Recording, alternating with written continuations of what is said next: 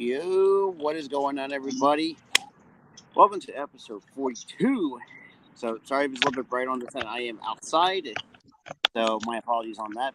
But before we get into it, if you guys can make sure to hit that like button, hit that subscribe button, definitely shout out the content every little bit helps. Shout out Here to you our go. boy, Raphael, in the chat. Rafi, what's up, bud? I gotta say, man, this week's been Bro, nothing but. dude, it's crazy. Completely batshit crazy.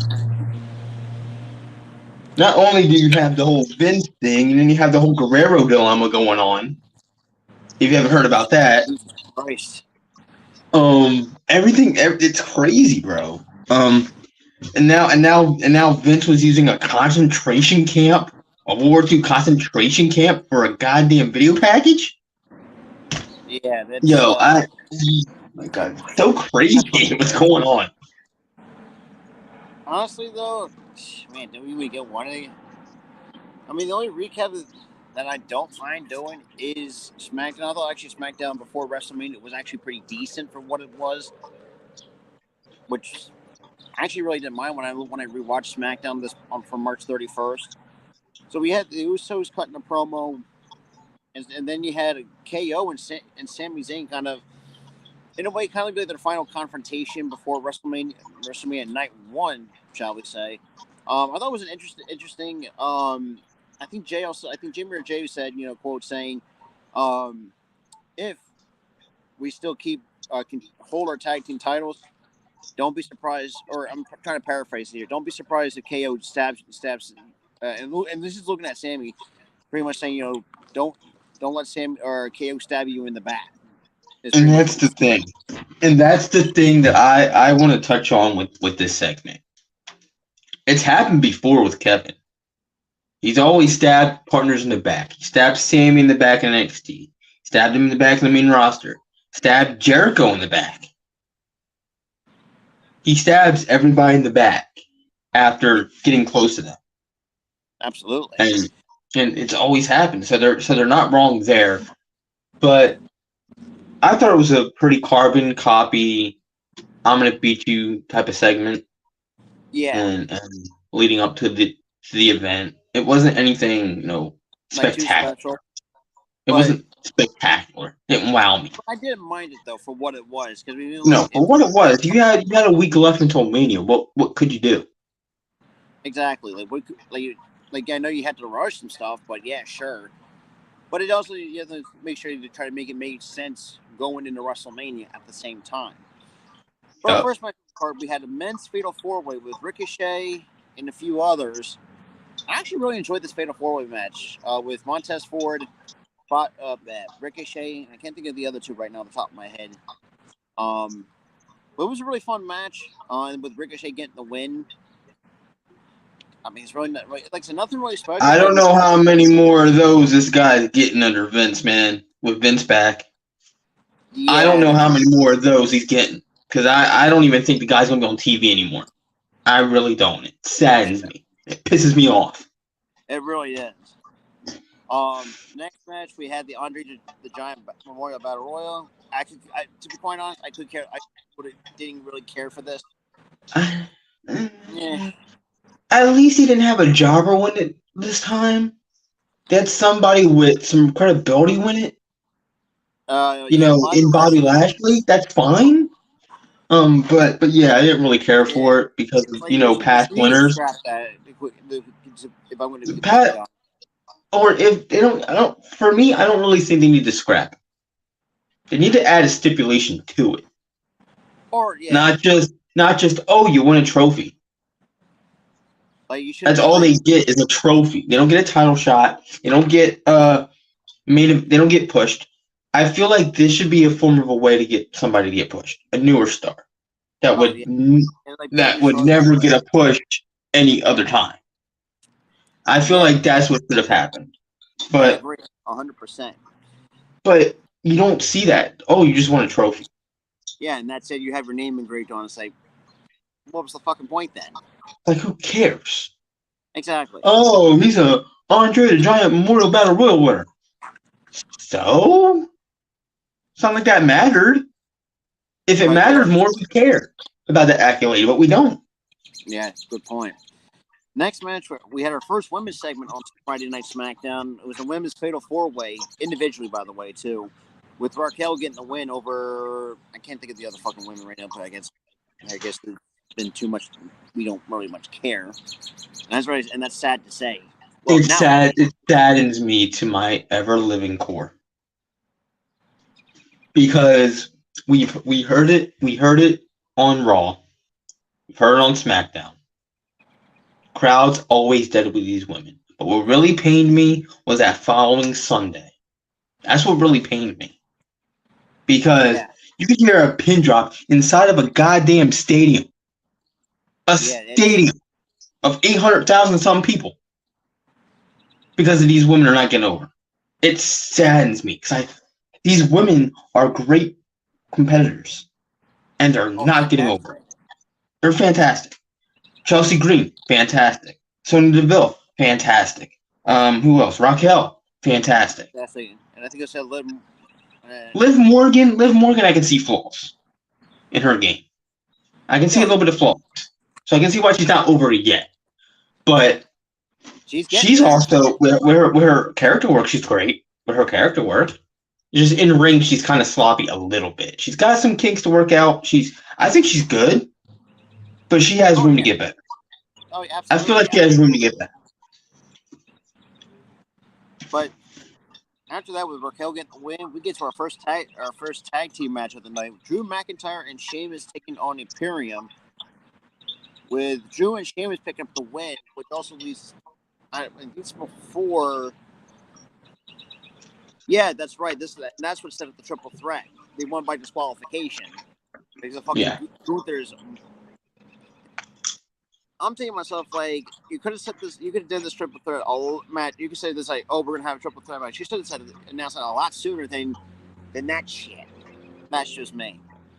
But the thing is, they had to milk it. They started. To me, what got them flawed is that they started storylines months and months before. Yeah. And builds just got tiring and more tiring and more tiring because for like the middle part of these builds, they had to repeat everything over and over and over. Like the Sami Zayn Kevin Owens thing. Will he team up with his buddy or won't he? And they just kept going over and over and over and over. And then so they had to rush the ending. They had to rush the ending, and it was like 2 weeks before Mania, and they were like, "Oh, I'm gonna be your friend," and then, "Oh, we're gonna beat you," like a week later, and it's done. And we were looking at each other, like, "What is this?" Like we were like, it was a head scratcher. I'm like, you rushed it so much because you kept milking it for months. If you had that and you built this up, yeah, you would have had it. You would have had the story set in stone. Exactly. Right before Mania started. But you did. But you had to rush the ending. Yes. But yeah, so Drew and Sheamus get win by the disqualification by Gunther. Probably did the worst way possible to get that triple threat match. Regardless. But we get to our final segment, which was Cody Rhodes and Roman Reigns' final confrontation. For me, I liked it because it gave Cody Rhodes momentum. But we'll get to the part where I'm angry because I gave him all this momentum. But for what? But for what, man? But yeah, I mean, it was pretty much a promo battle and stuff like that. Really nothing too much.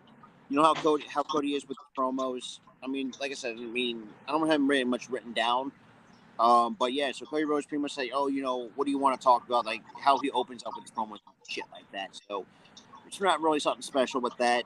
But then he was, like, but then, Roman Reigns started ripping the shit out of him though. Oh yeah. Oh, you ran away from AEW. You ran away from here. And then Cody Rhodes comes in, rips him a new one, completely. Yeah. Oh boy, that's how you. They're not good. You're using your family, and they're gonna turn on you. They're gonna leave you, and you're gonna be a tribal chief with no tribe. And I'm like, oh damn. I was like, damn. Okay.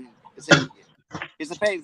Think about it. Roman threw the first low blow, and now Cody pretty much did. Cody dished one right back. Like, goddamn, Cody. it's kind of And then ironic. and then We might but actually be. what infuriates me is they gave him so much momentum. Oh, we good? Yeah, that's They what. gave him they gave him so much momentum just for the Mania thing to happen. It pissed me off. But then again, can't be saying the same thing when a fan hit Cody Rhodes with a rubber chicken. I Is that never what knew that was? I thought. Is that what that that was a was? I rubber saw chicken. something. Someone threw Dude, I swore I a saw rubber. something flying. I'm That was like, a rubber chicken. what the fuck was that?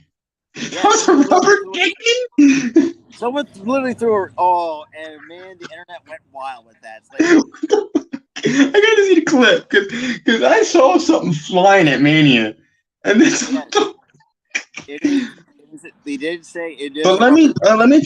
let me talk about a fan for a second. Can we stop throwing shit at events, wrestling No, events? no, it was that rubber I'm chicken not was talking made.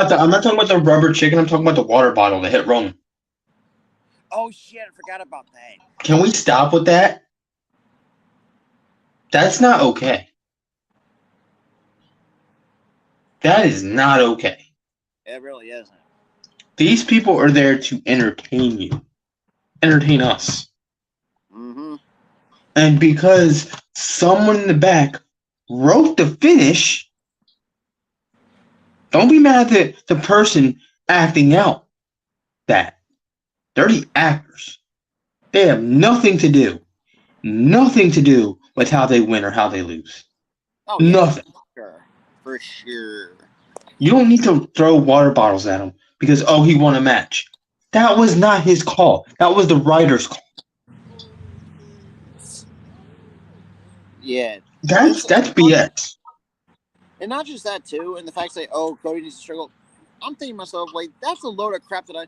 Okay, so let's do a look at recap. The dude got at his it's Cody himself like at his lowest point when he became Stardust. Like the dude just was not there as a talent.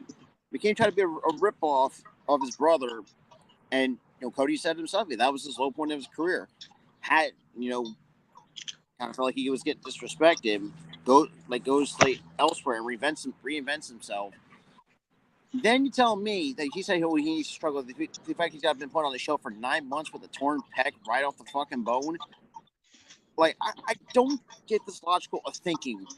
It's like the dude struggled enough, and this is coming. And I'm going to aim this at Bully Ray for speed, talking a lot of mad shit because of that. So I'll leave it at that. But here's the thing, though. Here's the thing. I won't take Bully Ray's thing to heart because he's already announced that him on Busted Open Radio, the show he does, he's just playing a heel character. He's not being him. So I wouldn't rip him for that. He's just playing a heel. Well, I get that. That's just a little thing that still irks me, though. Don't be irked by it, man. He's just playing a character. He isn't serious about what he says. But I gotta say this, man. The last 48 to 72 hours has been hectic. Oh god. Next week, do we even want to cover Raw? Because holy fuck. No, it's atrocious. Let's just throw that in the trash. Yeah, throw that. Just atrocious. Throw that. And knowing Vince McMahon is gonna write SmackDown, I'm probably not even gonna watch SmackDown. And I know I got that show that I have to do with Earl, but I told him let's just scrap the whole recap thing and let's just rant about WWE or rant about Vince McMahon and what's transpired over the last week. Yeah. But NXT though was very intriguing. Even though I didn't get a chance to watch it, because I was, but I think I did record it. You had India Hartwell cutting her promo since after been 3 days since she's won the NXT Women's title. She pretty much gave a lot of credit. Said huge thanks to Roxanne. Without Roxanne defending the title, like she wouldn't be standing. Like pretty much she wouldn't be standing here as an NXT Women's Champion. And then Zoe Stark kind of takes offense to it, and then she cuts her promo, pretty much called her like a quote unquote beatable champion. It's like, oh, okay. It was getting interesting between the two, and that will lead up to an official first title defense for Indy later on the show. But going so the first match on the card, this also stemmed back from Stand and Delivering that little locker room segment between the D'Angelo family and Pretty Deadly, which will lead up to that match right on NXT. Tony D'Angelo, the D'Angelo family, which is Tony D and Channing Stacks Lorenzo, take on the Pretty Deadly, with the Pretty Deadly pick up the win via different shenanigans. And I like I said this too on a couple of NXT streams. Like from a talent perspective, I don't hate them. I think Pretty Deadly still is a talented tag team, but give them better characters to work with. And that's just my little nitpick with them. But then we get to another match, which also stemmed back from that, not from Stand and Deliver, but the Go Home show to Stand and Deliver, was Dijak and Odyssey Jones was part of that battle royal, where I think Dijak, kayfabe-wise, took offense of Odyssey Jones eliminating him from that battle royal. Man, Dijak is something else on NXT. Crazy, how we went from a guy behind a mask to where he is now. Yeah, and the strength. That's amazing. He got surprising strength. Yeah. He had a rolling. He's always had that strength because he's a big dude and he has Yeah, and that's the funny thing too. Like he's not like even though he's got like muscular body, but he's not like super muscular. That's the thing, where that people takes by surprise. And he hits a rolling. And Odyssey Jones, if I'm going to be, I think 200. Let's look at between 290 to 300 pounds. And Dijak hits Odyssey Jones with a rolling Death Valley driver. Yeah. And kick out of the two, and then unfortunately now he hits one of his signatures. Was actually pulled a moonsault from in his repertoire, which is like, what? Like I was scratching my head. Like, really? He's done that since Ring of Honor, bro. That's still fucking crazy. He's done that since Ring of Honor. But hits the moonsault cleanly, gets the 1-2-3 over Odyssey Jones, and pretty much, as they say on NXT, justice has been served. Then we get to, I think, was one of my favorite matches right now, was on NXT television. Nathan Frazer taking on Dragon Lee. And Dragon Lee on NXT television was a lot better than how they presented him on Stand and Deliver in his first NXT match. Yeah, that was bad. That was bad how they treated him on Stand and Deliver. Like, yeah, we knew he was going to win the title first night, but the way you treated him, come on. I mean, you could have let him be better, but Dragon Lee looked a lot better. With Dragon Lee getting the win over Frazer, it wasn't neat. And I will say this too: Nathan Frazer really gave it all to Dragon Lee. Dude, I'm still waiting. I am still waiting on Nathan Frazer to get a push. That dude is. Give him a goddamn push, because that dude is entertaining. That dude's phenomenal. He's great. What up, bro? But speaking of Indy Hartwell, we actually had a first title defense with Indy Hartwell and Zoe Stark. Been very physical between the two, actually. Indy Hartwell gets the win because she pretty much played possum and actually rolls slowly Stark up very quickly. She played possum for the 1-2-3 and upset and really pissed off Zoe Stark. So yeah, that was So that was it. So, but yeah, what we have. So Indy Hartwell retains, to hopefully get a nice title reign from her. So our next women's match, we had Ivy Nile taking on Tatum Paxley. This one I didn't mind it, but just never really cared for it. This brewed from last week when Tatum turned on. Yeah, on Ivy Nile on that tag team. On match. Ivy. Last week. Yeah. But Tatum Paxley, though, she does, like, her, since in that heel turn, I actually kind of digging it a little bit. I'm really liking how... For me, I didn't really see her as a true face. Like, she kind of gives off the heelish vibes. She kind of gives off heel vibes with her look. And I think the fact that they pulled the trigger the way they did, I thought it was actually a really good call by that. But Ivy Nile gets the win. I think by what just happened? Because it just went buffer and then, but But But yeah, I really like Tatum Paxley and what she brings as a heel. I didn't really care for her as a face though. because it really didn't suit her character, which No. I think Shawn Michaels and the creative team actually knew that. So kudos to them. With Ivan winning by submission though. But we get to our last match before we get to the promo site. The most I guess people were talking about The most um, shocking promo segment ever. in NXT. So we had Axiom and Wesley for the NXT North American Championship. I mean, is there anything that Axiom can't fucking do anymore? Because like the dude's fucking, oh man, like And apparently the dude's got eyes in the back of his head, or Scripps is dumb oh as yeah, hell. that was oh god, that was Scripps, they're making Scripps look dumb. What the fuck? good because I fucking hate script. Bro, he literally just tried to sneak attack, and Axiom's like, dude, I see you coming, kick. Like, what? But Like, dude, I can literally see you. but Wesley, hit the cardiac kick for the 1-2-3, and to be quite honest, it was not easy for Wesley. It was not easy for him. No, because Axiom kept Axiom was going. matching him for kick, flip for flip. Like it's been, those two are so evenly matched. I'm gonna give Axiom a lot of credit too, man. He was one, and I'm with Jeff or Jeff or Mac, one of the two. He was my MVP of that Fatal 5-Way at that open challenge. Yeah, Rob. What one of the Hardys did you agree with? Because I mean, like, that joke didn't hit. I know that joke didn't hit. Yeah, but damn. Now, before we end up NXT, we had Carmelo Hayes finally speaking out as a new NXT champion. Bro. Let me tell you something. He deserves it. He deserves it for sure. I mean, 18 months in the making. The him era. 18 months. 18 months this guy's been in NXT, bro. Proved it for 18 months straight that this guy's a star. And he's finally got his chance. That main event really showed it between him and Braun.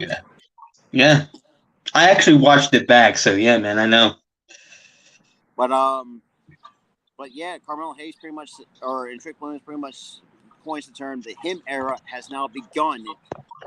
The new reign for Carmelo Hayes. Because he is him. Plus, and also calls out Braun Breaker to give him his flowers. And for those who have not seen it, then we get a heel turn from Braun Breaker. He raised up his hands. Next thing you know, bah! Starts beating down Carmelo, beating down Trick. Yo, he got so fired up that his face turned beet red. Too, if you noticed it. He got so fired up. I've actually watched that back, actually. And this is intriguing because I don't even think we've ever seen a heel Braun. But I'm intrigued. He's always been a face. So it's like for like the last year. Motivation sometimes he does come get off a little bit of the heelish vibes how he comes off sometimes. Not really. Not really. But I'm intrigued of where they're going to go with Braun. I really am. But yeah, I think you could go because wasn't there a finish where Carmella kind of cheated? I don't think so. I think I've been hearing that he cheated. Oh, he cheated. You know, I'm not sure. Because I didn't watch the movie. The match is entirely on NXT Stand and Deliver. Because from what I saw, I mean, the only person got involved was Trick Williams, and Trick Williams got his ass thrown out. That's pretty much about it. So we tried to cheat. That was the thing. But they could go that route, like, oh, you tried to cheat. You're nothing more than a cheater. Or you can go like a jealous route. I should have retained that title. That title is mine. You don't deserve any of it. Like all that. You can go any route with a heel Braun versus a Carmelo Hayes. Oh, I'm sold pretty much between. I'm sold too, man. I'm sold. But yeah, and that's how NXT goes off the air. And now we move on to AEW Dynamite. Actually was not a pretty decent show. I actually missed it. Shockingly, I missed it. What up, travel buddy? Yeah, I'm at work right now, and I appreciate that too. Thank you, travel buddy. So the first opening contest was Juice Robinson and Ricky Starks, but that turned out to be a no contest by Jay White himself. So y'all can shut up right now. Y'all can shut up and by saying Jay White's going to WWE. No, he's not. No. In the way that I see it from Jay White, I think he kind of like, I think before he signed with AEW, I think he kind of like observed like this, what was going on between both companies. I bet you amount of money that he actually took a look at the state of WWE and saying, "What the fuck is this?" Yeah. And as you said, how at the Raw WrestleMania he went out. I mean, who can blame him? And like you said, Tyler, like I said, there's probably no continuity. He wasn't formally kicked out, but apparently, like they were because I think with that stipulation, I don't know, like New Japan's a little bit weird with their matches. No, because you gotta remember. I forgot who kicked him out. It was somebody. It was Juice Robinson. It was Juice Robinson's best friend who kicked him out. It was what the fuck is his name? I can't think of it at the moment. But it's Juice Robinson's legitimate best friend and former tag team partner, who's now possibly his new tag team partner. They already reformed that group. And I feel like I can see the face, but I can't remember the name. But yeah, exactly who you're talking about. But he kicked him out because he was leaving the company. So I was assuming that he was not in Bullet Club, but he's helping Bullet Club, which makes no sense to me. Even though that faction should just die as it is. They've been going on. The faction hasn't been the same since the Elite days or hell the Prince Devitt days. Yeah, or Kenny Omega, for crying out loud. Kenny Omega. That's why I said the Elite days. Yeah, and I think this where I'll get. Even I think I know this. I know it's crazy as hell. I think Kenny Omega and the Young Bucks knew like this faction was going downhill a little bit quickly, and I can see why they split. They tried to make it like the NWO Wolfpack thing, where they split up the faction into like a babyface faction and like a heel like it was like it just didn't make sense. At that point, the faction was a mess. It was like, okay, it's a mess. Yeah, you got the heel side, you got the face side. Like it's stupid. Then they scrapped that whole thing. After that feud ended, because they all went to AEW, they're like, screw this. We're making our own company. We're doing our own thing. We're not gonna handle this whole like NWO 2.0 storyline thing going on here. Yeah, we're not doing that. We already seen that once before. We don't need to rehash it again. Like, we're not doing that again. We're not doing that again, because that's what killed WCW, was that whole shit. Oh, yeah. Trust me, I know better than people like me actually. Like, we're not doing this again. We're not killing New Japan by doing this. And Antonio Inoki would be fucking pissed. We'd be rolling in his grave, though. But then again, not really, because Antonio Inoki couldn't book worth a damn either. True, but he's. But yeah, so and that dude kept playing hot potato with the world goddamn title. Even though it's a big one, yeah. Now it's going to be interesting to see of what we're. Do you know who was one of their champions under Inoki? I don't know. Bob freaking Sapp. Oh, you have problems when he's champion. Oh man. The guy who asked Adam Sandler to teach him the football. That's who was champion. Oh no. You got issues when that happens. Why? Oh my God. Now I know the face. God damn it. But yeah, so outside of that turned out to be no contest. So yeah, Jay White's all elite. To be quite honest, I'm excited. I think Jay White's gonna fucking kill it with AEW. Bro, Jay White is going to be top tier. Top tier. Now, before we go to AEW, there's one match I do want to see between Jay White. Him and Kenny Omega tearing the fucking house down. I have no. Bro, Jay White versus anybody, would be money. Jay White is. Remember, sign from Ring of Honor too was fucking fantastic as well. A young dude. Yeah, I remember that. His 2017 excursion from Ring of Honor or from New Japan. Too, from what I remember on Ring of Honor. Yeah, that was 2017. That was during his excursion because he was a New Japan guy. Yeah. So it was during That's his. what I'm It was like a saying. year. It was like a year long. Hold on, it was like a year long excursion from like early 2017 to 2018, and then he was back in New Japan because he was a young boy. He didn't have character. Yeah. And the fact that and they finally when he first got introduced to the Switchblade gimmick, that pretty much That gimmick is so badass. it really is, man. And And the I hope fact they keep his theme from New Japan. I hope they do. Because it's that gonna be theme is cool interesting. too. So, and we get our first trios match. It'll be a trios championship title defense. Not bad, but I'm really digging it of how Tony Khan's has really built up the House of Black. Man, that's just a fantastic trio. But yeah, I want to talk about. I want to skip through that and stuff right that the whole feud with them and JS. I want to talk about specifically Anna Jay and her promo. She basically says, and it confused the shit out of me. I'm gonna beat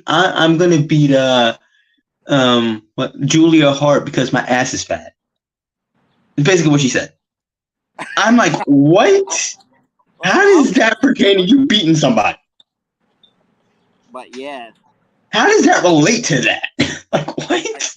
I don't know it. But I don't care about that part. I mean, that part doesn't help you. But yeah, that was something. But yeah, that's literally what she said in her promo, and I'm like, how does that pertain to anything? I don't know, to be quite honest. So, but this I'm like, what? It makes you question, like, I don't know. Because I think it's the whole. That's what makes the JS a joke. Because it's like, oh, I'm gonna beat you because I look good. What? Or I'm gonna beat you because my booty. I'm gonna beat you because my booty's fat. Then again, it says. Or I'm gonna beat you. Or I'm gonna beat you because I'm Daddy Magic. Like what? Like what? Jericho, man, I love you, man, but break up the damn faction. That's getting really old now. Here's the problem. They could have been a great faction, but they made them to where it's like their appearance matters enough. Oh, I look good, so I'm gonna beat you because I look good. What? That's I don't know. It's not. I'm gonna beat you because I'm strong and I'm great in the ring at what I do. If I'm gonna look good, I gotta beat you good. Pretty much. Oh, if I'm gonna, I look good. I have I have muscles part, whatever. You have strength, but yeah, you're butt fat. I don't. That made no sense. I'm with you on that, Tyler. But going back to the card, though, we had the House of Black retaining over best friends. Honestly, I'm really digging of how the House of Black have been over the last handful of months. Did they do the hug thing? Please tell me they did the hug thing. I think they always do that, and also yes, they always. They arrived. I love when they do that. The crowd's like, oh, and then they hug.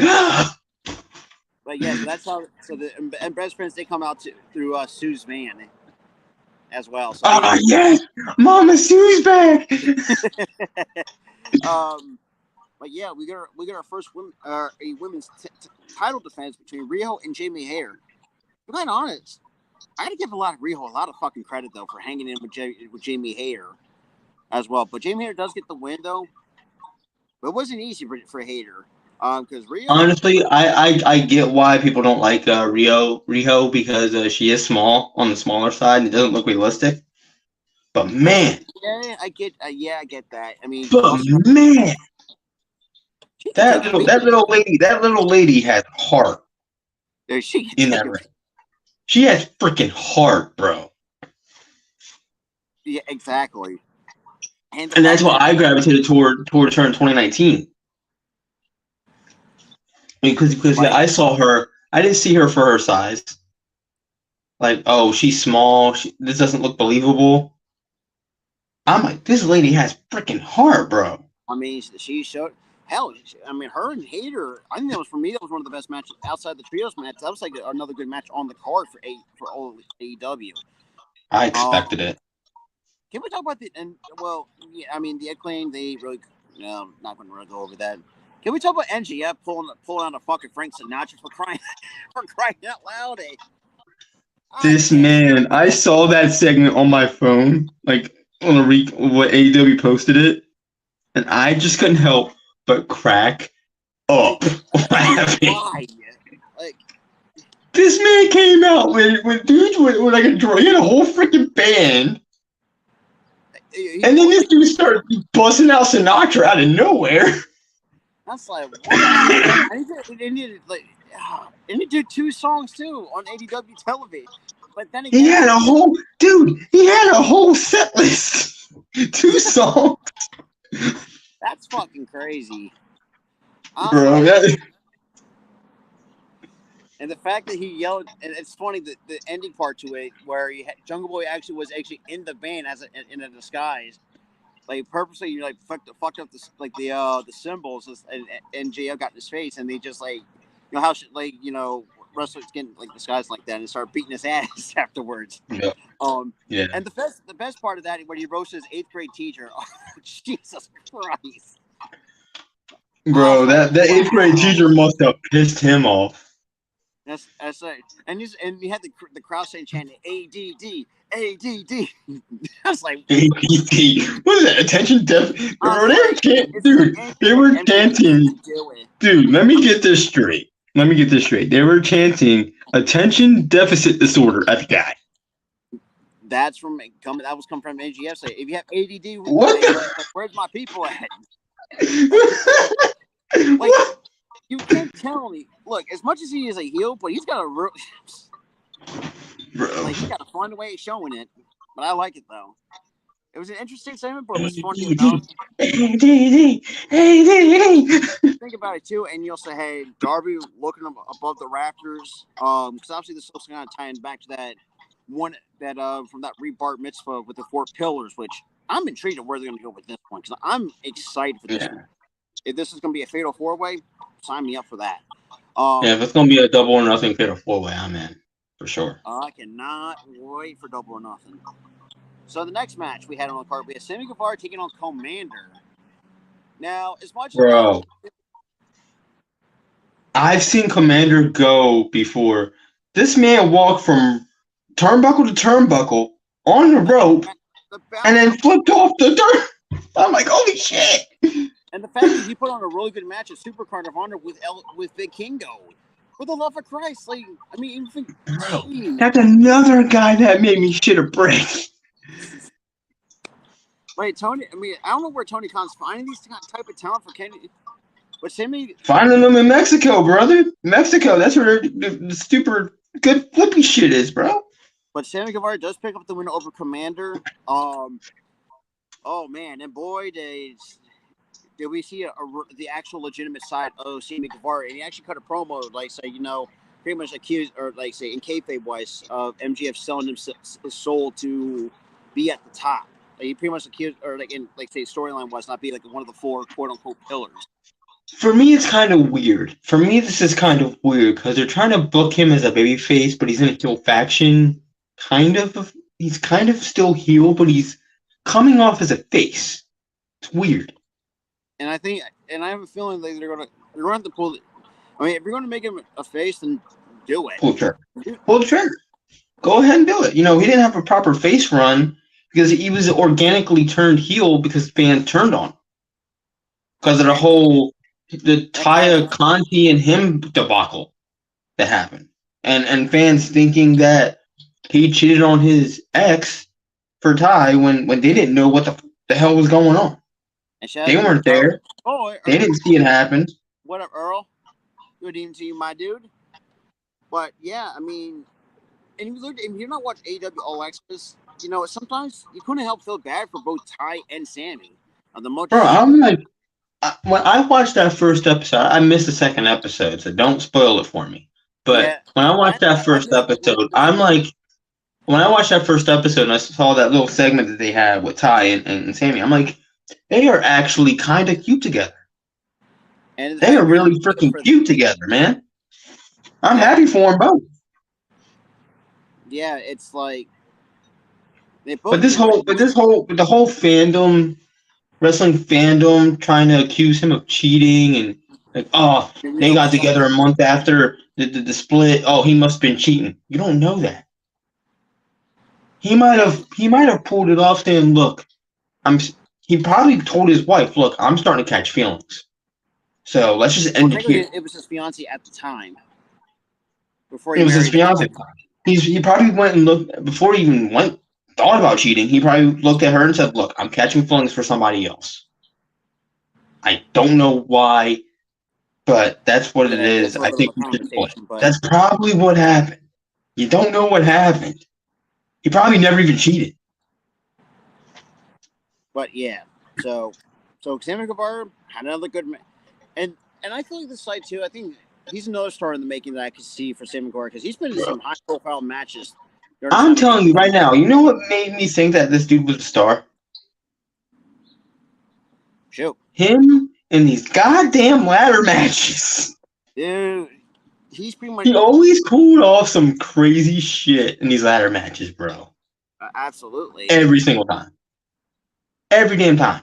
He's just freaking four like the latest ladder match at Revolution where he's doing a 450 off the tallest ladder ever.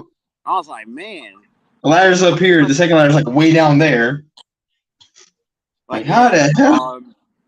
To answer Earl's question, no, I did not get your invite yet. So you're gonna have to What's the tweet for? I didn't pick up on it, so I'll Uh, probably check after the show. But yeah, Sammy Guevara picks up the win over Commander. But then we move on to our next match. I could split on this one. You had Hook and all equal Ethan Page going at it for the FTW mm, champion. mm. But Hook, I really don't. I really don't. Look, I like Hook. I like Ethan Page, but this whole feud isn't doing it for me. And when the hell did they randomly turn Matt Hardy heel? I don't know. They did. what the fuck's it? I can't think of his other fucking name right now. From Private Private Party. Party. Private Party. Yeah, they turned him heel. Oh, it was Isaiah Cassidy. Isaiah Cassidy. I say That's his Cassidy. name. It's been a while since we've They seen turned Private both of them heel randomly. I'm like, what for? I know his brother Jeff is in rehab still and rehabbing, all but that. he also did get in. But you could have still had him face, not just randomly turn him heel. What are you gonna do if Jeff gets back? Like, what are you gonna do there? Well, and that's what I, depends too how long his rehab is. Plus, also Jeff did get eye surgery too at the same time. he did get eye surgery. Yes, he did. So So yeah, so I don't so it's like. gonna You be a don't know what's going. It's weird. They randomly turn him heel. I'm not digging the feud. The feud's kind of meh to me. it's been or anything worse than But Mitch. Jeff. it's more of Mitch. like to me it's like comedy fodder. Yeah, it's comedy They fodder. try to make it funny. That's the problem. Like we really don't need that. No. And But regardless, because I mean, Ethan Page tried to cheat his way using the FTW Championship, try to crack over the skull of Hook, but Matt Hardy pulled his own mind games and cracked Ethan Page with the title. And when Hook hits the red, locks in the red room, pretty much that's all said and done. so they turned Matt Hardy face. So both Isaiah Cassidy and Matt Hardy are back to being faces again. What was the point? Yeah, that was Is it? I think I like I don't even know if they were feuding. I don't even know if they were feuding before that. If they were, you could. If they were feuding before him, if they were feuding before he was joining the firm, and I would get like the whole integrated into the firm so I could see how you guys work, and then I was gonna turn on you. That would have made sense. But he just randomly joins the firm, randomly turns heel. well. Everything just felt random. There was a few instances on where Matt Hardy was, in a way, like think about it, or finally after pulling the trigger of cracking the title over Ethan Page's head. But we've seen it, where both Isaiah Cassidy and Matt Hardy did not want to be there. They want to get the hell out of there. But that's here nor there. But we move on to the BCC taking off some jobbers. And obviously BCC beat the win. I mean, that's kind of given. But man, this version of the BCC. Listen, I didn't mind that. Here's the thing. I didn't mind that because they're supposed to be like this like aggressive heel faction where they're just beating the shit out of everybody. So I really don't hate it. I don't hate that they just beat the crap out of some jobbers. I don't care. That's great. Or he had Bryan Danielson pull out a screwdriver and fucking puts it in Adam Page's skull. I wonder who taught him that one. Moxley. and I also think of this too, man. Even though I didn't really mind Daniel Bryan when him as heel, but it really brought this faction to like a whole nother level of potential. But yeah. Let me get to our main event of the night was FTR versus the Guns. Pretty much it was the titles versus careers. Bro. Before we talk about the match, the Guns entrance theme. Bro. Yeah. They used a 50 Cent song. Yeah, I think it was like... And it made it so badass, too. But yeah, I mean, both... Obviously, the Guns try to find a way to cheat their way after Colton actually hits the low blow blatantly right in front of Paul Turner. First, and he tried to get the bell ring, but Cash Hart. Paul's like, dude, I see you. But yeah, Cash Hart was not going to let that fly. And right. Obviously, FTR are your new AEW tag champs. I expected it with the whole loser leaves AEW thing, and if they lost, they would leave AEW. I feel like during that time when they made that stipulation, FTR and Tony Khan were in talks. So now we know that a new contract is set in stone. We know that now. Honestly, pretty much too. Even with FTR's been, got to give them credit where credit's due. Even though they haven't been on television for a while, but when they came to AEW, they've been fucking killing it ever since leaving WWE. They've absolutely killed it. When you think about it, they killed it in AEW, Ring of Honor, AAA, New Japan. Like, no matter where they go, there's going to be somehow tag team gold around their waist, no matter what promotion it is. Yep. Hell, they had tag gold, albeit for a little bit, with WWE too. So they actually did literally win it everywhere. The only one that I've never seen them win in was Impact. Yeah. That's the only one they're missing. Like, that could have been like the holy grail of tag team gold right around. And I mean, you can't win them all though, but I mean, it's whatever. No, you can't win them all. But yeah, and that's how Dynamite goes off. Speaking, going further onto topics at hand with the recaps. And if you're a Raw fan, I mean, let's be real. No, we didn't really care to get Raw because holy crap, I wants to put a bullet in my head after fucking sitting there. And me, Tyler can attest to do sitting there for 3 hours. After the whole thing, we extended the show for a little bit because I was like, "What?" Me, Earl, and Jeff were just freaking pissed, and we were ranting the entire night.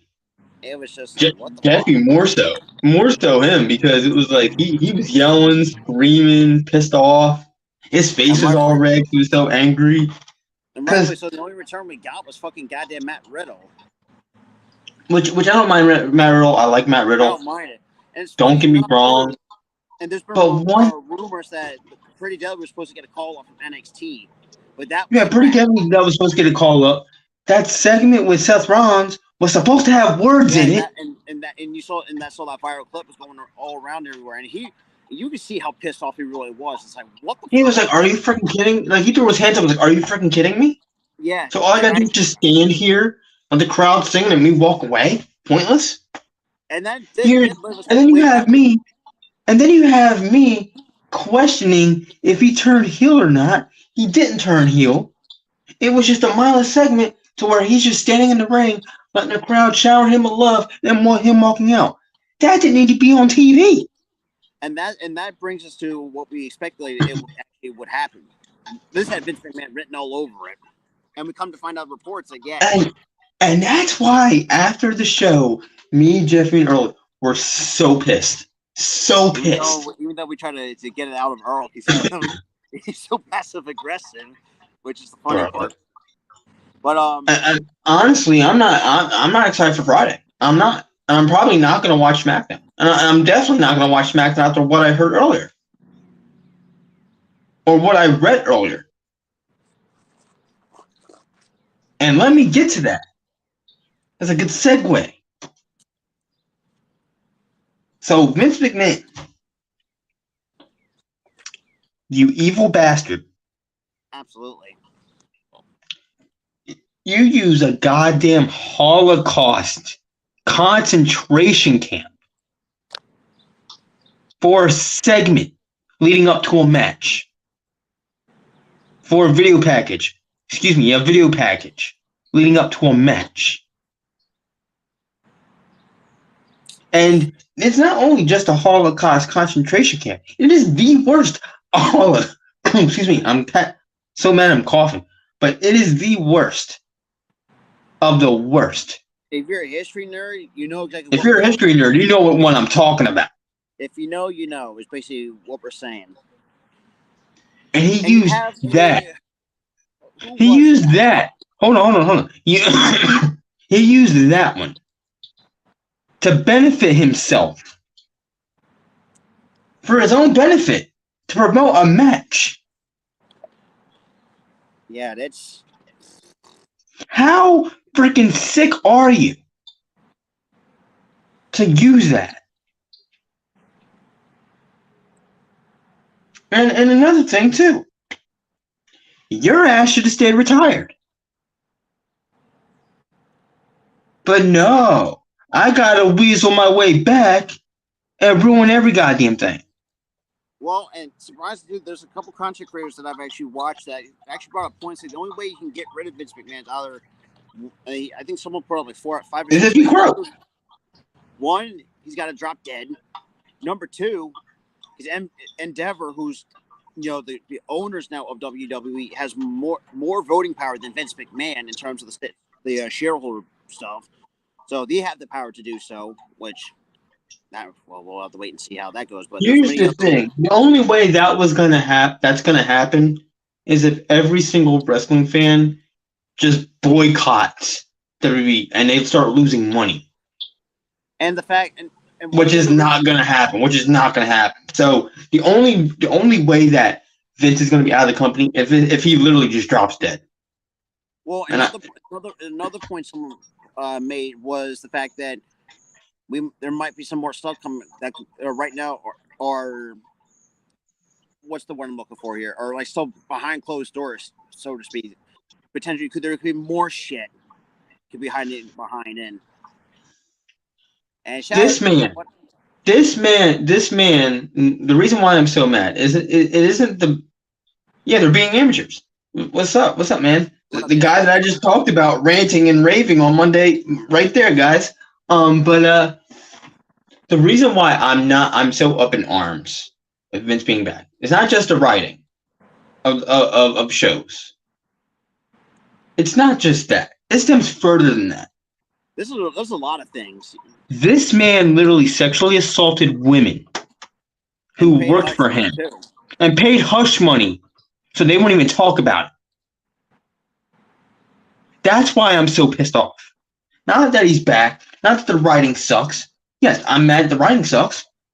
And the show that I like isn't good. Everybody will be mad. Everybody will be mad or at least upset that a show they watch falls off. Well, we'll get to AEW in just a moment, but yeah, that's a good point too. Not just but we're really mad. We're really mad. The reason why we're really mad is because this dude literally committed a really heinous crime. And he gets off scot-free. Are you kidding me? Yeah, and the fact that not just that he had the federal government on his ass. I mean, you had shareholders coming after him. and people think I look like I'm crazy. It's like, yeah, like when you have that type of money, that's over $3 billion of your net worth. A lot of times, it's like, yeah, that's going to change a lot of people's views on that. And I actually have people telling me, look, I'm fucking stupid. It's like, first of all, the fact that this man is worth over $3 billion, but yet somehow got away scot free with no fucking repercussions is a load of fucking crap. You want to know why? You want to know why he got off scot free? And you mentioned $3 billion just now. You just mentioned it, and that is your answer right there. That is your goddamn answer right there.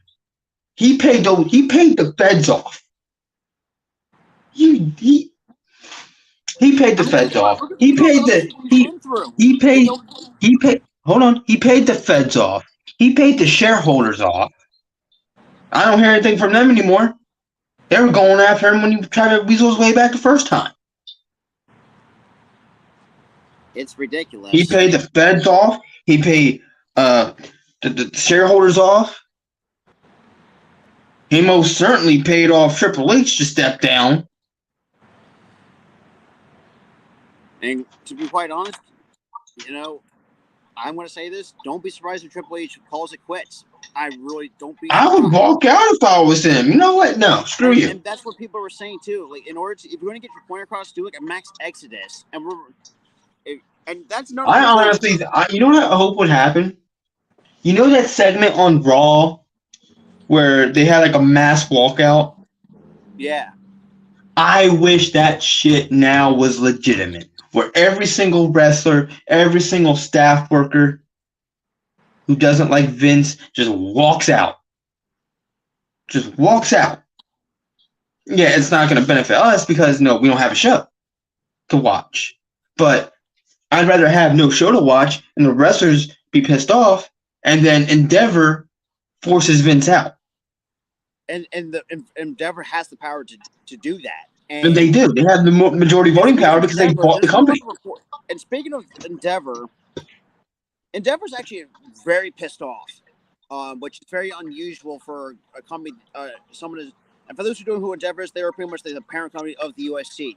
So there's been reports, they're not obviously the better executives, I should say, are not happy of how Vince McMahon truly not as a person, but from a creative perspective. So there's been a lot of reports coming out out saying that they didn't like how his rework, especially with reworks and revisions, all this shit that Vince McMahon has changed throughout Mania. You got some wrestlers taking time off. Look at Bayley, for example. If you read that, yeah, the perfect tweet of this is how the story ends or some shit like that. Goodbye. But what really got me, but here's the thing. To me, I chalked it up as her. Okay, she's being a heel, whatever. So you can chalk it up any different way you want with Bayley. One tweet that got me, Asuka's. Yeah. Oh yeah. That's what got me thinking. Oh shit, she's pissed. And if I'm Endeavor, I should be and this is the way. Look, I can't really speak for Endeavor, but I'm trying to put myself in their shoes.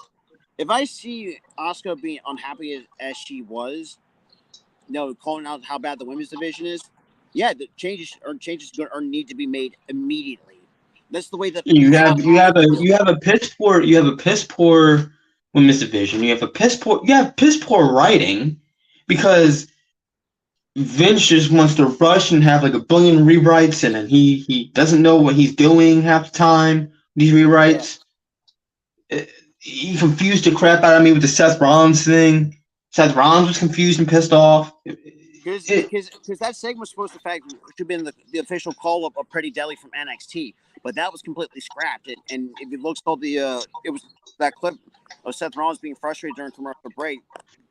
We were supposed to see Pretty Deadly. Braun Breaker was supposed to get the call up. Cameron Grimes was supposed to get the call up. But we're not going to have them. Nothing. We had. Oh no, Braun, stay in NXT and keep feuding with the Carmelo Hayes, but as a heel. Pretty Deadly. No, we don't like you. You can stay down there. Carmelo or Cameron Grimes, you can stay off TV for as long as we want you off TV. Yeah, Because let's exactly. Like, people be are asking, honest, he hasn't been on NXT either. Yeah, and this also stems the fact that Vince and Bruce Pritchard ruined NXT at the same time. They tried to. They tried to. Yeah, and NXT nowadays has not recovered from NXT 2.0. Now, granted, and then sad enough, like their women's division, that NXT women's division is a whole lot better than fucking both Raw and SmackDowns combined. Like that should tell you how bad as Oscar put it, how piss poor the women's division is. But moving on, so we did talk about the report on there's a lot of negative backstage reaction, but Big E actually spoke out on his short WWE title run, pretty much saying he had no quote unquote meat on the bone. Pretty much said it was a bad title run. It was atrocious. But I wonder who wrote that. Vince McMahon did. But yeah, and I know this is going to piss you off. Raw after Mania drew over 2.2 million viewers on Monday Night Raw. Like, I was like, what the fuck? Because a lot of people, I'm not really pissed off by that because a lot of people thought they chalked it up as saying, okay, Mania wasn't too bad because we've seen signs that it was a half Triple H show because we were expecting like how Raw had been the last few weeks, half Triple H, half Vince. But so I'm not really mad about the numbers because we were like curious to see, how is Raw after Mania gonna be? Is Braun gonna get called up? Is Pretty Deadly gonna get called up? Is Cameron Grimes gonna get called up? And when none of that happened, those same 2.2 million people are pissed off. Yeah, and with the piss poor matches, the piss poor segments, the piss poor matches, the piss poor segments, 2.2 million people are pissed off. Absolutely. So, speaking of Charlotte Flair, yeah, depending who you're asking, but she did announce like she is going to be taking a break from the company for a while, and actually that's why she dropped the title. That's why she dropped the title. Yeah. Basically, she says she wants to try to do compete in bodybuilding. That's why you saw how she's got the body for it. I mean, she's got the body for it. She wants to do bodybuilding. She wants to travel the world with Andrade. Speaking of Andrade, that will ties into my next segment right here. Andre Idolo, his contract is set to expire since he's been on the shelf with the torn pec for the last 8-9 months. But from what I've seen, like his quotes, like he seems like he's really been really happy with in AEW.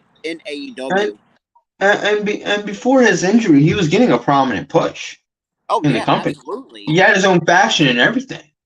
He was getting a prominent push. It was just it was unfortunate that he had an injury that put him on the shelf for as long as it has. Yeah, and it's just like, damn it, because I was really getting behind Andrade, but damn it, I was too, man. Just then again, I mean, this is what you kind of expect when you get into this business, but that's here nor there. Keeping with AEW, Nigel McGuinness is actually now on the AEW commentary roster, which technically, you could say AEW commentary roster, but he's technically Ring of Honor. Technically. Yeah, technically, yeah. But they say he's all elite because AEW is tied to Ring of Honor. Yeah. So. By the way, man.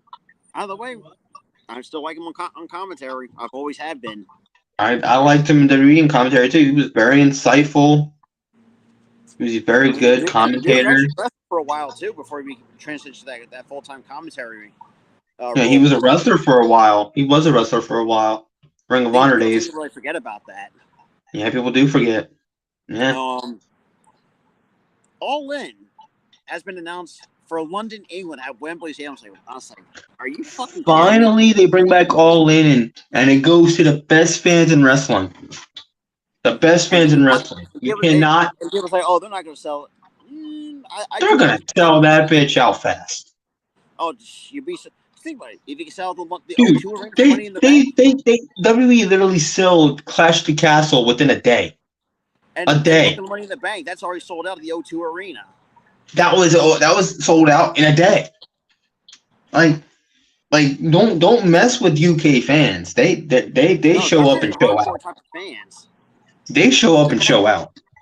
And also and there's also reports that the UK and Europe is very big hot market for all elite wrestling. So that also plays into then and for those who are my fellow UK fans out there, and y'all got yourselves some good. You guys are Yeah, getting spoiled like left and right. for our UK fans, man. For our UK fans out there, Y'all dude. getting spoiled. You're getting spoiled. You got Money in Clash the of the Bank, you Castle in got September. All In. You got yeah. You But got Clash of the Castle soon. Because that's annual now.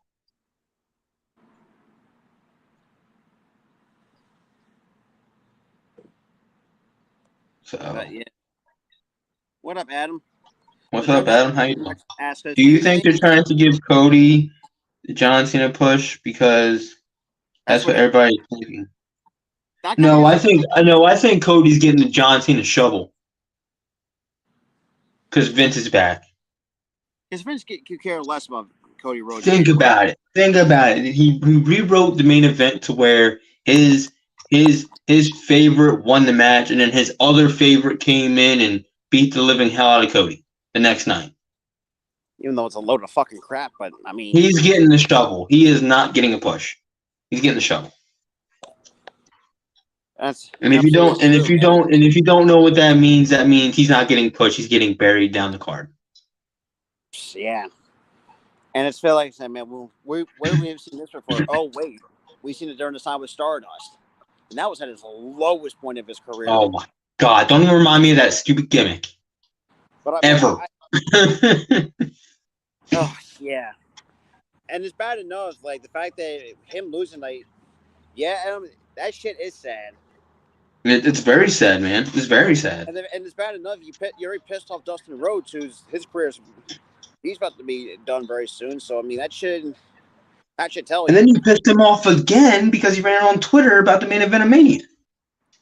That is true. But I mean, I don't know what to say anymore, man. I feel like WWE is pretty much figuratively dead if that's the case. No, granted, yes. I mean, It's there were dying. I don't think it's dead. It's dying. no in a figurative But sense, not literally. no, I know. But I know what you meant. But I don't feel like it's dying or dead. I feel like it's on life support. The only one that's giving them life is kids. Only one giving them life Yeah, but once they get, and family. but But once those that fan base gets older, they'll definitely will see the true. Yeah, they're gonna not know honestly. eventually. They're gonna see. Yeah, they dropped the ball big time because they had. Here's the thing: they had so much momentum the last like 2 weeks, where Cody was getting over. He was getting crowd reactions, freaking crowd reactions, and yet you had the guy lose when it should have been written on the wall. The guy was supposed to win the Exactly. match. That's basically what most wrestling commentators are saying. What was the point of But him winning but the you got to Rumble? think too. But you got to think too. The last few Royal Rumble matches jobbed out to Roman. They lost to Roman. They did the job to Roman Yeah, for the ring. it's So it's basically what Royal Rumble winner is going to beat Roman, and nobody has yet. yeah. That's another thing too. I had issues with like, why the hell you could have let Cody come out like in like the top 5? Like, why the hell did you let him come back to 30 and like knowing that he was Yeah, coming? that made no sense. That does make no sense. You have him as a surprise return. I mean, it wasn't really a surprise because he already announced it on Raw for whatever friggin' reason. Could have left it as a surprise, but you had him come out 30. You had him win. You build up this story. He's getting over with the fans. Fans love him. You give him all this momentum, only for you to say, nope, you're going to lose.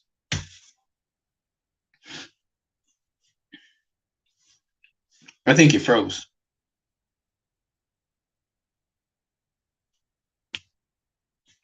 He froze, guys. I'm sorry. Yeah, you froze for a second. Yeah, well, it's coming back in anyways. Oh, okay. My phone was about to die anyways. Nah, you're good, brother. You charge that bad boy up. But yeah. But yeah. Yeah, and that's pretty much Yeah, he's pretty much a done deal that he's buried. You have him lose to Roman, and then you have him get his ass kicked by Rock. He's buried. He's done. Hey, honestly, at that point, Cody, at that contract, is ask for your release. Go back to AEW, or go somewhere else since that roster's already been flooded too. Yeah. Go to Impact or something, because this isn't good for you. He can go back to New Japan. Go to New Japan. Go to Ring of Honor. I think, if I'm not mistaken, they need like a top guy as well over New Japan. They need a top guy in Ring of Honor. I mean, they don't. I mean, they have Claudio, but that's about it. But I think Cody Rhodes, and think about too, in a short stint, like he actually was actually not bad on Ring of Honor television. No, he was there from 2016 to 2018. Yeah, well, we get it's a scripted show, but yeah, you did blow it because of that merger. It's a scripted show. It's not really that they blew it because of the merger. It's because they blew it because Vince weaseled his way back, and he was ahead. Now he's back to being head of creative, and he hates Cody Rhodes. He hates the Rhodes family. Yeah. He hated his dad. He hated his brother. Now he hates him. And it's also the fact that, and yeah, like you said, he hates the Rhodes family. But think about it. The reason also hates him is because he knows Cody Rhodes knows how to become a megastar. Actually knows how to become a megastar. Like what outside of Roman Reigns, I mean, who do you got? They say what's second best is what Cody Rhodes at the point he's your megastar, but you don't really got. That should tell you like how bad it really is. No, what really gets Vince is Cody Rhodes walked out, went to Ring of Honor. No, he's not. Vince is in charge tomorrow. It's already been announced. It's sad, but it's the case. But here's what irks Vince, right? Goes to Ring of Honor. And then like 3 years later, he creates a company to just rival WWE. Another WCW. Yeah. We all know Vince hates competition. Yeah. Which is so freaking dumb. Because it's like personal competition is good for everybody. It pushes competition to make you want to thrive. Absolutely. Not want to make you, I'm going to buy you out. I'm going to do this. I'm going to do that. Oh, you went to this company? You want to come back? Fine, we'll come back, but I'm burying you. I'm pushing you down the card so far, I'll make you want to leave. Trust me. There's going to be a lot. Bro, look what he did to freaking Sting the first goddamn month he went to the freaking company. Oh yeah, that was terrible. Made it WWE versus WCW, bro, and had Sting freaking lose. Are you freaking kidding me, bro? You kidding me? And that's kind of what I said. Why? And then you have the poster child to WWE, which is Roman Reigns, beat the holy hell out of goddamn. Exactly, that's what I'm trying to freaking say. This man has a freaking daughter. A freaking daughter.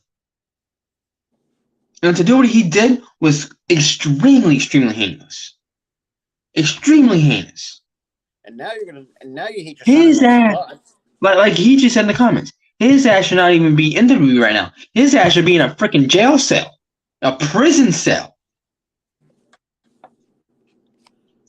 Well, I mean, you go and rape women. You go and rape women, and then and you have them pay you hush money.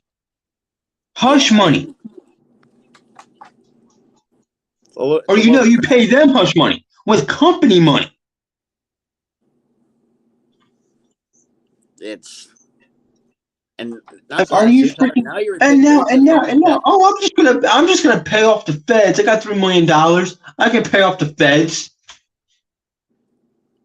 I don't care if I had a wife at the time. I don't care if I had a daughter or I have a daughter. But yeah, and now in the fact The that man doesn't. Here's the thing: the man doesn't care about his family, but himself. He only cares about himself.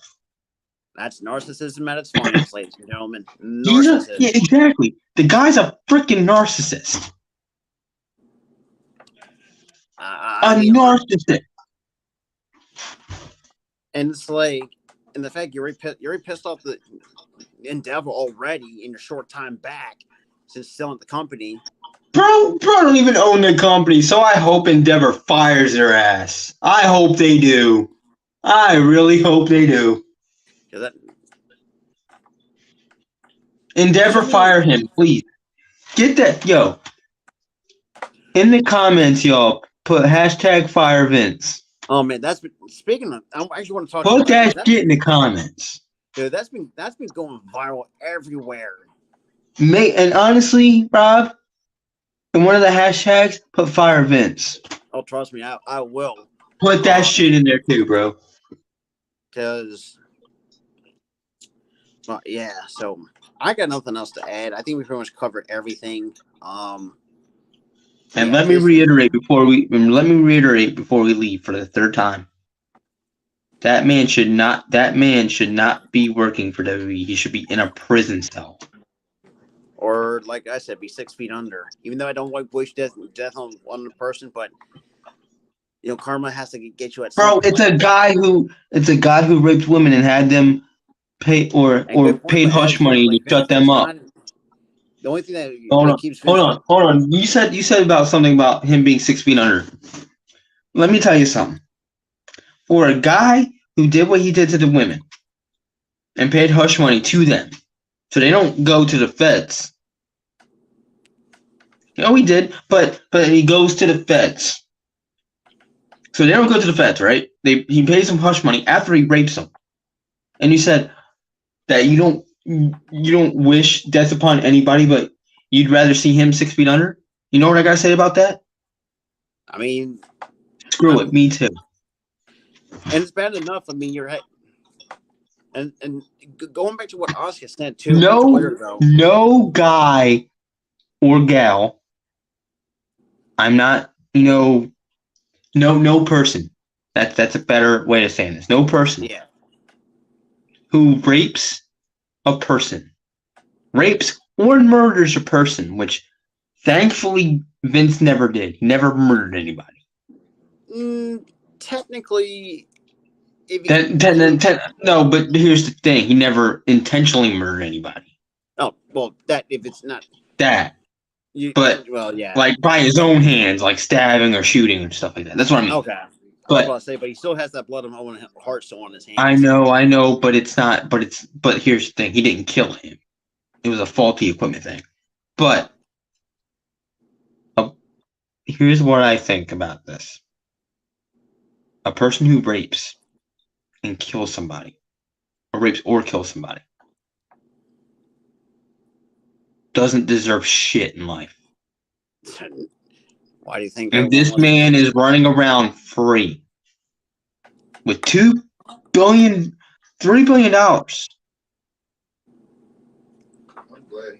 Because he got paid by Endeavor, and now he's back in creative. That's sickening.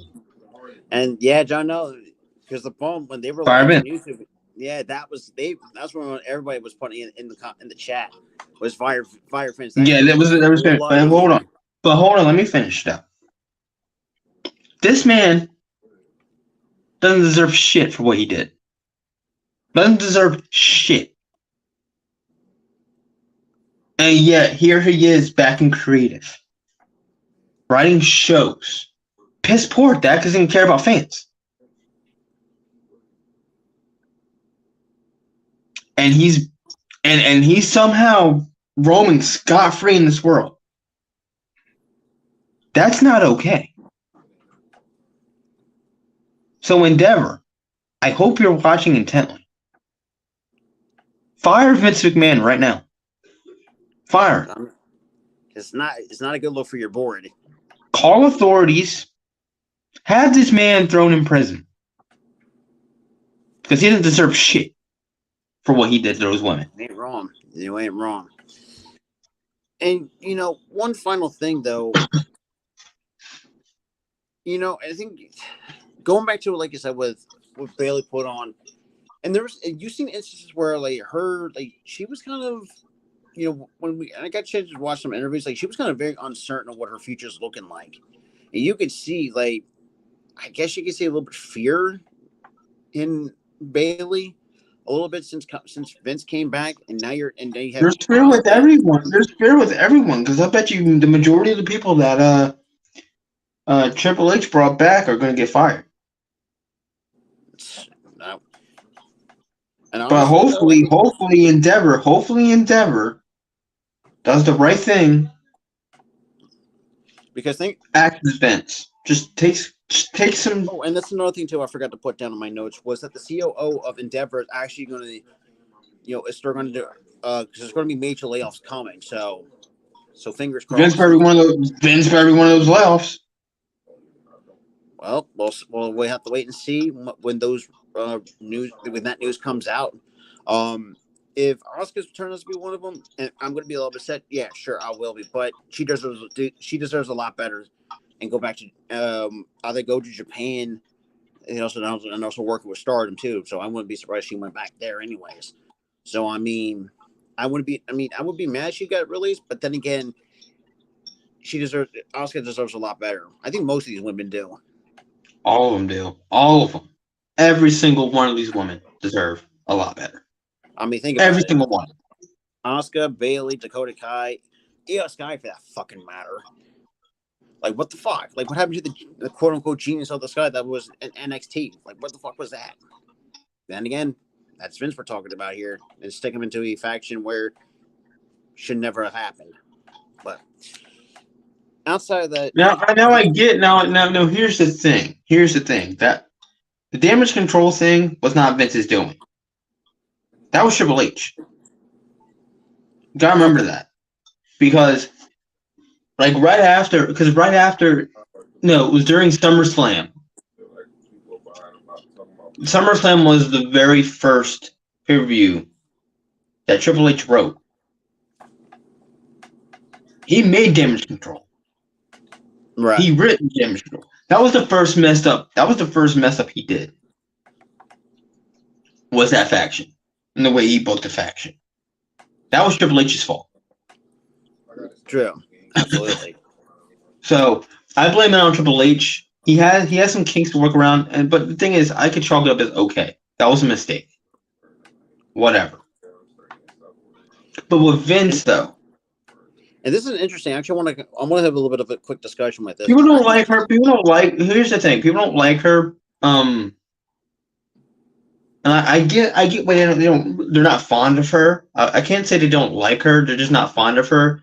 Is because she does have some kinks to work around. A lot of promo stuff. She's getting better there, but her in-ring work is kind of iffy at times. Yeah, but she's not bad. I like Liv. I like Liv. She's awesome in my eyes. Honestly. I do agree. I think she'll do better elsewhere. Like I feel like she would. Yeah, if they could actually help her grow. But you got to think too. Hold on, you got to think too. She was only in NXT for 2 years. She needed more seasoning. She needed more help. Why do you think Carmelo Hayes, or guy like Carmelo Hayes, granted, yes, he's been there over almost 2 years, 18 months. Yeah, he came in during the tail end. Year and 6 months. He came in during the tail end of the NXT Black and Gold. Yeah, okay. The very tail end. Because he won the breakout tournament, I think. Right.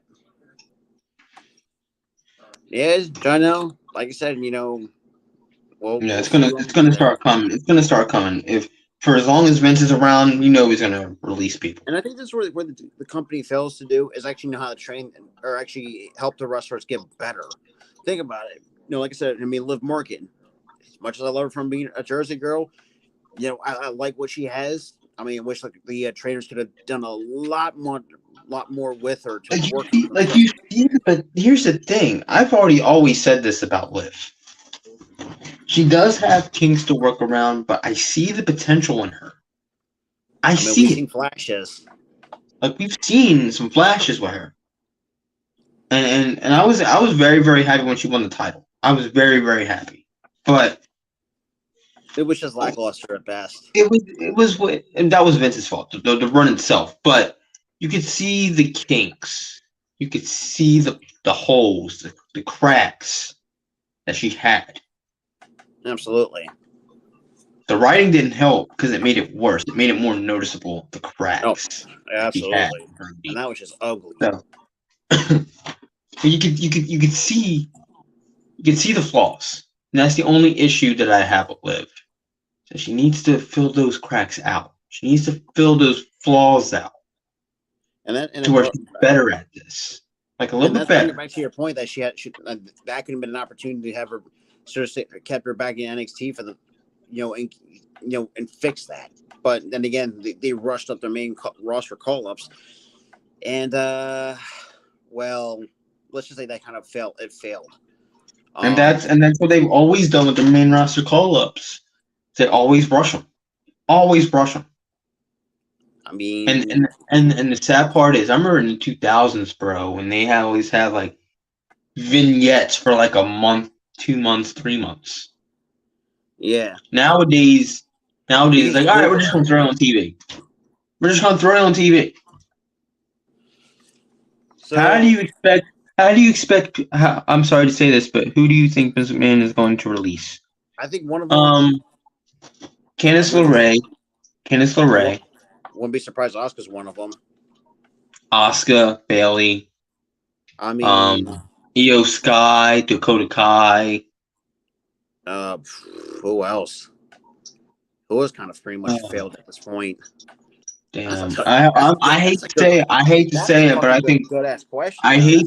Hold on. I hate to say it, but I think Johnny Gargano's gone because he ain't getting over worth the shit on the main roster. Loomis is gone. Dexter Loomis is gone. Who else? Please, for the love of God, let Omos be a release. For the love of Christ. Omos is staying because he's a big dude. He's a big.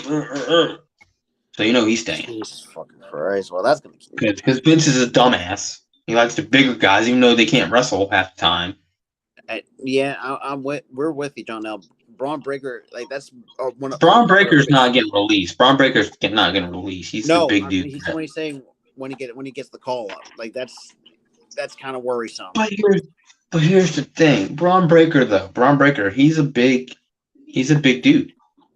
So and Vince likes those big dudes. I mean, it's the scrawnier, lean dudes he hates. I mean, shit. I mean, I can see Nomu could potentially get released. Shinsuke Nakamura, I can see him. I don't see Shinsuke leaving. I don't see that happening. Shinsuke ain't leaving.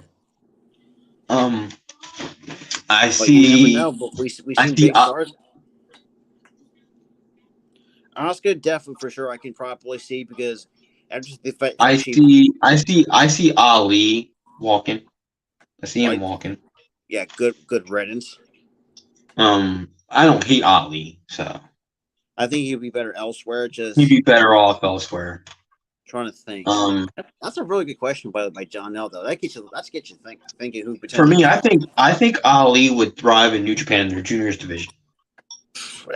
No kidding. The junior heavyweight division. Look, and we saw in his matches too. Even though when he loses, like the dude's got fucking talents there. Yeah, but nowadays with Ben's back, he's only had 2-second matches where he's getting squashed. So he didn't even last 5 seconds with Bobby Lashley on Monday Night Raw. No, he got killed. Trying to think. I could see maybe Dolph Ziggler, but could be potential release. Dolph could be a release. Yes, I mean, it pains me. It pains me, but yeah, yeah. but I mean, the dude, he's been there for since 2000. 9, No, overall. 2009, 10. I mean, do you still count his years with the Spirit Squad though? Good lord. Mikey. Oh God. Wait, who is he? Who is he? Nicky or Mikey? I forgot. Nikki. Nicky. Why? When you look back on it, it's like, why was this a thing?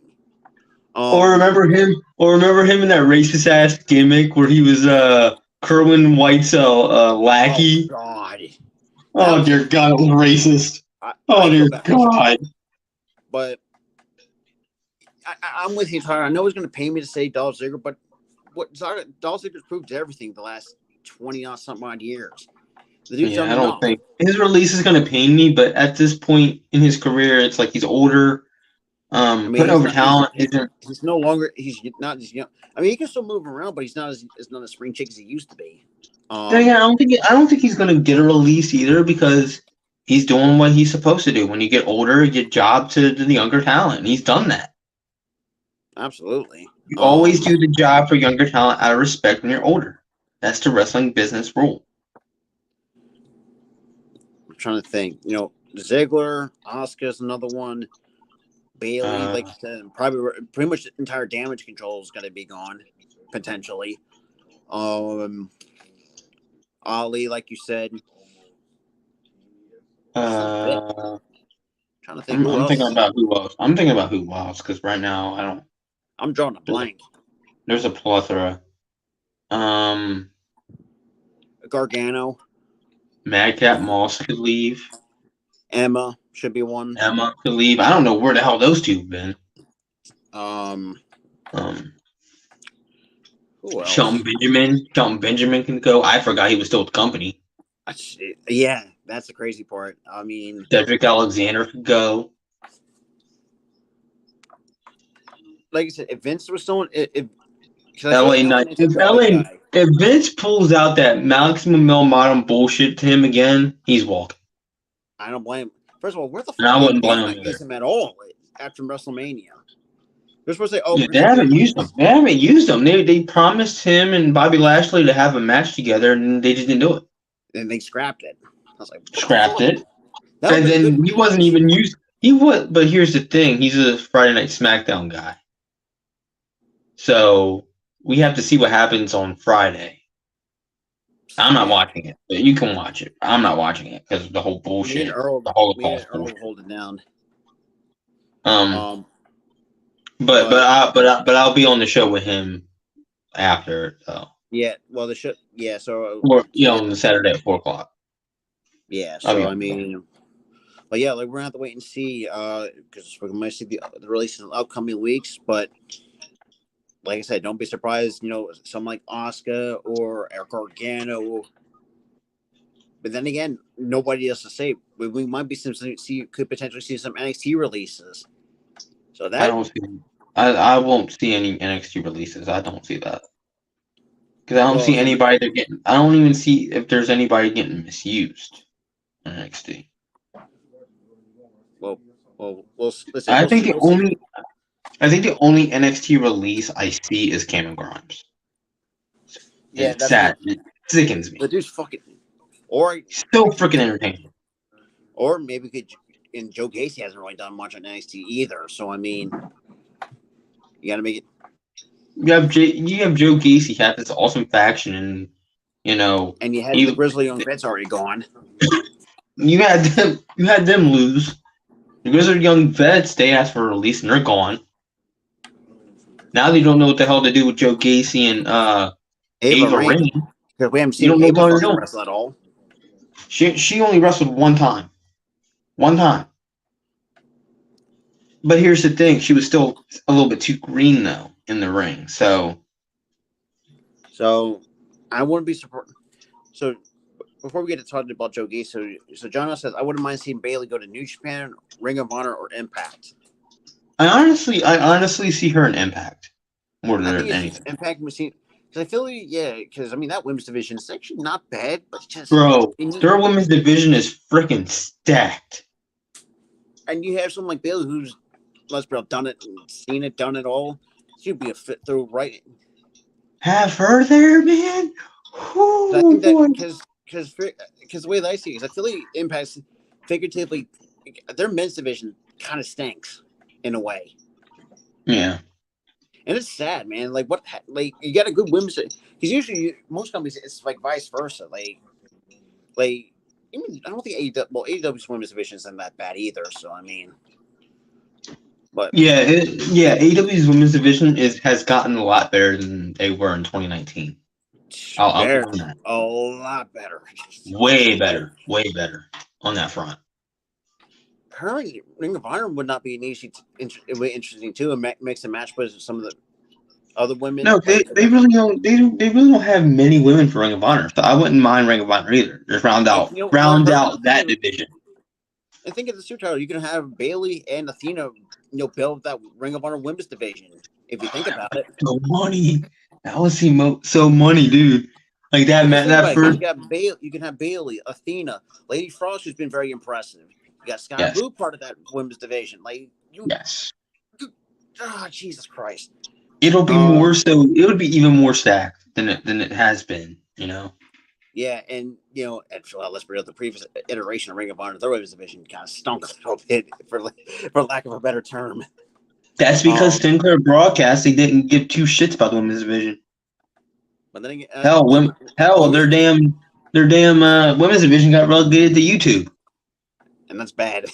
they had one match on Ring of Honor TV, which wasn't really on Ring of Honor TV it wasn't really on TV because guess what? They were on a Sinclair Broadcasting group. It was on local TV at like 1:00 in the morning half the time. No, I don't see that happening. She's too much of a hot commodity to release. Too much. Shit.